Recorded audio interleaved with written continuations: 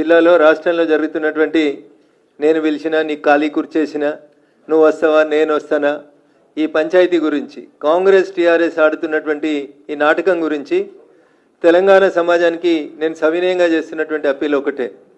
నేను కొట్టినట్టు చేస్తా నువ్వు ఏడ్చినట్టు చేయనేటువంటి ఈ టీఆర్ఎస్ కాంగ్రెస్ నాటకాన్ని తెలంగాణ సమాజం అర్థం చేసుకోవాలని చెప్పి ఈ సందర్భంగా నేను తెలంగాణ సమాజానికి అప్పీల్ చేస్తూ ఉన్నా.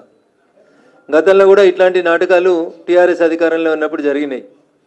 ప్రజా సమస్యల్ని చర్చించేందుకు వేదిక శాసనసభ ఉంటుంది లేదా పార్లమెంట్ ఉంటుంది.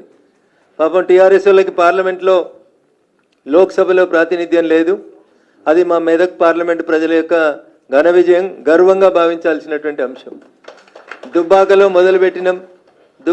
మొదలుపెట్టినం టీఆర్ఎస్ పార్టీ అహంకారానికి ఒక చరమగీతం పాడేటువంటి కార్యక్రమాన్ని దుబ్బాక శాసనసభ నియోజకవర్గంలో భారతీయ జనతా పార్టీ కార్యకర్తలు మొదలు పెడితే మెదక్ పార్లమెంటు నియోజకవర్గంలో పరిపూర్ణంగా వారికి ఓటమినిస్తూ గజ్వేల్ సిద్దిపేట లాంటి మా ఇల్లు మా నియోజకవర్గం అని చెప్పి విర్రవీగేటువంటి ప్రాంతంలో మెదక్ పార్లమెంట్ సభ్యునిగా నన్ను గెలిపించి ప్రజలు కాంగ్రెస్ టీఆర్ఎస్లు ఆడుతున్నటువంటి నయా నాటకానికి ఒక ఫుల్ స్టాప్ పెట్టినాయి.